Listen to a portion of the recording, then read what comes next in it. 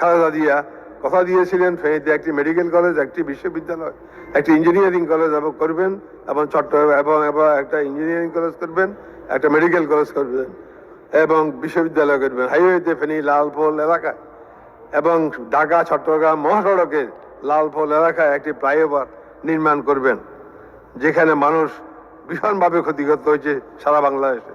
ওনার আকস্মিক মৃত্যুর কারণে বর্তমান সরকারকেই দেশের স্বার্থে উক্ত প্রতিষ্ঠানগুলি নির্মাণ উন্নয়নমূলক কাজের দায়িত্ব নিতে হবে। খেটে খাওয়া মানুষের কর্মসংস্থানের জন্য ফেনী দোস্ত মোহাম্মদ টেক্সটাইল মিল সহ বিসিক শিল্প এলাকার বহু শিল্প প্রতিষ্ঠান কলকারখানায় এই গুন্ডামির কারণে গত সরকারের বন্ধ হয়ে গেছে। আজকে মানুষ বেকার এবং দিশেহারা। সুতরাং এগুলো অবিলম্বে চালুর ব্যবস্থা করে এই মানুষকে বাঁচাবার ব্যবস্থা করুন। ইতিমধ্যে একটা খবর হলেও মাননীয় প্রধানমন্ত্রী ফেনী মুহুরী নদী খনন সংস্কার বাঁধ নির্মাণের মাধ্যমে মানুষকে রক্ষা করার বিশাল অঙ্কের একটা অর্থ বরাদ্দ দিয়ে যে দৃষ্টান্ত স্থাপন করেছে, দেশের মানুষ চিরদিন শ্রদ্ধা